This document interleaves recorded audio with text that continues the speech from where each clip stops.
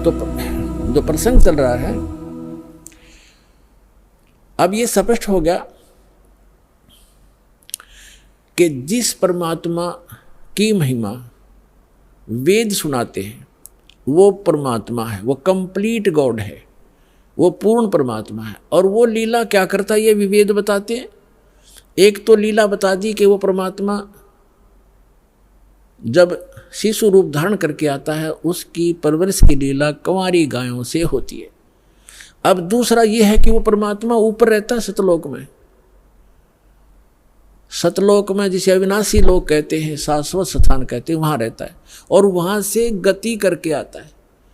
और यही परमात्मा, यही वो महापुरुष बताते हैं जिनको भगवान मिले।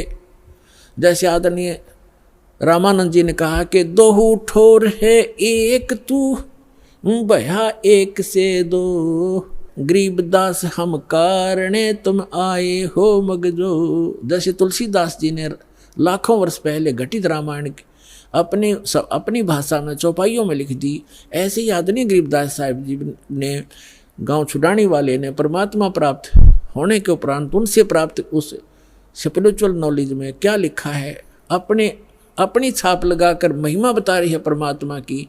जैसे स्वामी रामानंद जी की और कबीर परमेश्वर जी की जो वार्ता हुई उस समय प्रत्यक्ष दृष्टा की तरह बताई है। गरीबदास जी इसलिए इसमें नाम आता है कि गरीबदास जी ने तुलसीदास जी की तरह परमात्मा, क्योंकि तुलसीदास जी केवल 3 लोक के भगवान के उपासक थे, वहीं तक सीमा थी उनकी बताने की।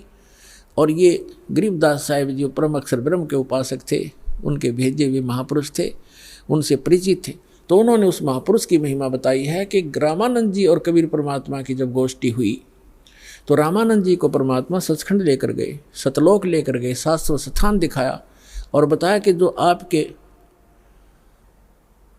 यजुर्वेद अध्याय नंबर 40 के मंत्र नंबर 17 में लिखा है कि वो परमात्मा तो गुप्त है, प्रोक्ष है और वही परम अक्षर ब्रह्म है, सबका धारण पोषण करता है। गीता अध्याय नंबर 18 के श्लोक नंबर 62 में, गीता अध्याय नंबर 15 के श्लोक नंबर 4 में जो बताया स्थान, वो ये स्थान है और मैं स्वयं परमात्मा हूँ। हम ही अलख अल्लाह हैं कुतुब गोस और पीर, गरीबदास खालिक दनी हमरा नाम कबीर। ए स्वामी सृष्टा में और सृष्टि हमारे तीर, दास गरीब अधर रहूं ऊपर बसता हूँ और अवगत सत कबीर। मैं हूँ वो परमात्मा, ऊपर रहता हूँ। फिर वो दिखाया सचमुच। तब रामानंद जी ने कहा था कि दोहू ठोर है एक तू और भया एक से दो, कह गरीबदास हम कारणे तुम आए हो मगजो। मगजो माने सफ़र करके वहाँ से चल कर आए हो। आदरणीय गरीबदास साहिब जी ने कहा कि अजब नगर में ले गए हमको सतगुरु आन और जल के बिंब अगाध गति वहाँ सूते चादर तान।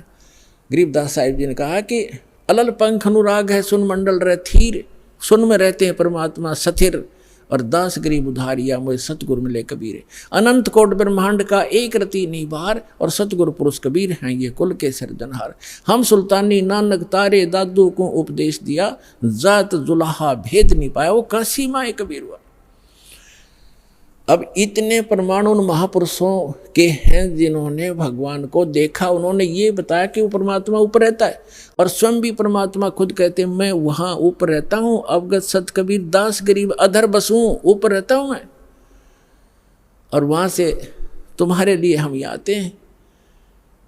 अब वेद भी क्या बताते हैं, वेद क्या बताते हैं? यदि वेद भी यही बताते हैं कि वो परमात्मा ऊपर रहता है, सशरीर आता है, वहाँ से गति करके आता, अच्छी आत्माओं को मिलता है, तो हम भगवान को पहचान लेंगे। अभी तक तो हमने श्री राम श्री कृष्ण आदि इन महापुरुषों को भगवान इसलिए मान रखा था, इनके पास हथियार थे, सिद्धियाँ थी। इन्होंने किसी ने कंस मार दिया, किसी ने रावण मार दिया। हम उस भगवान के पुजारी है जो मारता नहीं, वह सबका रक्षक है।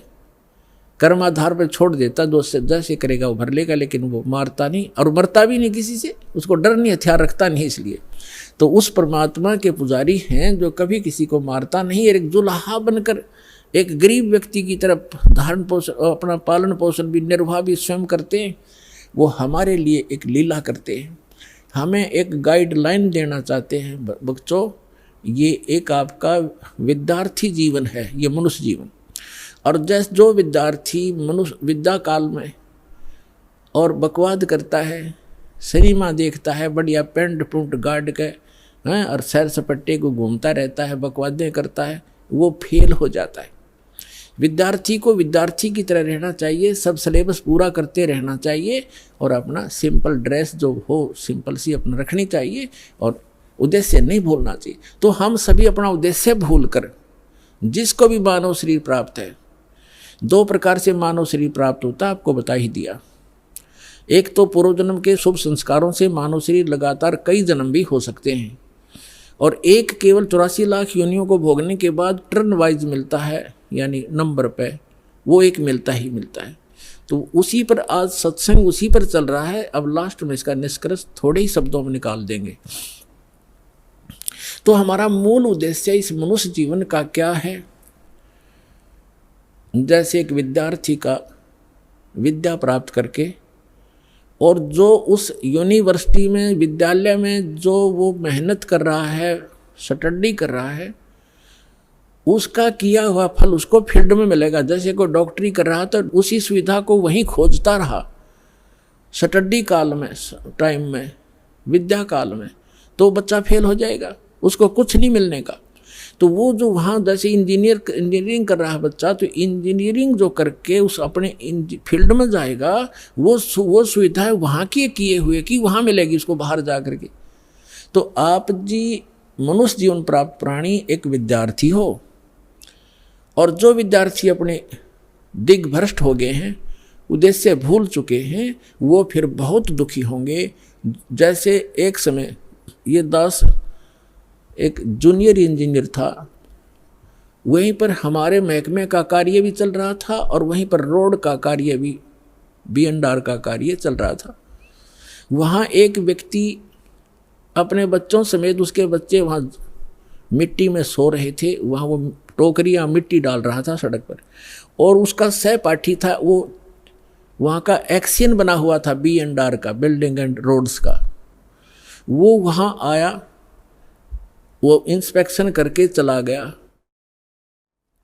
तो उसके जाने के बाद वो व्यक्ति कहता है, मजदूर, वो क्या कहता है कि मेरे कर्म फूट गए, मेरे भाग फूट गए। मेरा ये सहपाठी था, मेरा क्लास फेलो था, ये इसका ये नाम है, ये उस गांव का है, हम एक स्कूल में पढ़ा करते थे उस दूसरे गांव में, और ये पट गया, देखो ठाठ कर रहा है, गाड़ी में चलता है, इसके बच्चे पंखों के नीचे सोते हैं और मेरे बच्चे मिट्टी में पड़े हैं, मेरे भाग फूट गए। मैं भी पढ़ लेता, शिक्षा ग्रहण कर लेता, तो मैं भी ऐसे मौज करता। तो यहाँ परमात्मा कहते हैं, आज 6 दिन पाछे गए और गुरु से किया ना हेत, अब पछतावा क्या करे, चिड़िया चुगी खेत। तो आज आप उस अतिथि में हैं जो भक्ति नहीं करते, और करते हैं तो शास्त्र विरुद्ध करते हैं, और इस मनुष्य जीवन पा करके जो साधना सत्य नहीं करते, वो बाद में ऐसे पछताएंगे जैसे वो मजदूर पछता रहा था। तो आप जी का जो यहाँ मूल कार्य है, मनुष्य जीवन प्राप्त प्राणी का पूरा सतगुरु प्राप्त करें और पूरा ज्ञान। अब पूरे गुरु का आपको पता नहीं था, आपको एक बालक को सभी पूरे नजर आते हैं, क्योंकि जो भी संत बना हुआ है उसने कुछ तो बाणी बूणी, कोई वेद मंत्र, कोई गीता मंत्र को कहीं ना कहीं से वो तो उसने कंठस्थ कर ही रखे हैं, और वो हमारे लिए बहुत भारी हो जाता है। जो लगातार संस्कृत बोल दे, को बड़ी बड़ी कथा सुना दे, हम न सोचे महापुरुष पढ़ा है तो बहुत गजब का। तो हमें ज्ञान नहीं था, तब हमें ज्ञान होगा, हमारे पास एक ISI मार्क का एक पैमाना होगा, फुट रूल होगा, हम तुरंत नाप लेंगे इसका साइज क्या है, हम उसको रिजेक्ट कर देंगे। अगर हमारे वेदों से नहीं मिलता उसका ज्ञान तो रिजेक्टेड है। तो मनुष्य जीवन प्राप्त प्राणी जो भक्ति नहीं करते और करते हैं शास्त्र विरुद्ध करते हैं, तो वो अपना जीवन नाश कर रहे हैं। जो विद्यार्थी और जो टीचर आउट ऑफ सिलेबस पढ़ाता है, पाठ्यक्रम से हटकर ज्ञान देता है, नावल सुनाता है, वैसे कोई फिल्मी स्टोरी सुनाता है, अपने जो पाठ्यक्रम से बाहर का जो ज्ञान है वो एग्ज़ाम में काम नहीं आता, और एग्ज़ाम में जो वही काम आएगा जिसने सिलेबस पढ़ रखा है, पाठ्यक्रम पढ़ा है। तो हमारा पाठ्यक्रम है 4 वेद, 18 पुराण और श्रीमद् भगवद गीता, कुरान और बाइबल। क्योंकि हम सभी मानव हैं, पूरे विश्व के हम एक ही परमात्मा के बच्चे हैं। जीव हमारी जाति है, मानव धर्म हमारा हिंदू मुस्लिम सिख ईसाई कोई धर्म नहीं है न्यारा। हम केवल भगवान के लिए बंटते चले गए और भटकते चले गए। अब उसी परमात्मा ने आके हमें फिर इकट्ठा करने की चेष्टा की है। उस समय हम समझ नहीं सके क्योंकि हम अशिक्षित थे। अब हम शिक्षित हैं, सदग्रंथ हमारे पास हैं और तत्व ज्ञान दास को परमात्मा ने दे रखा है। ये आपके रूबरू कर दिया है। अब इसको आसानी से समझेंगे।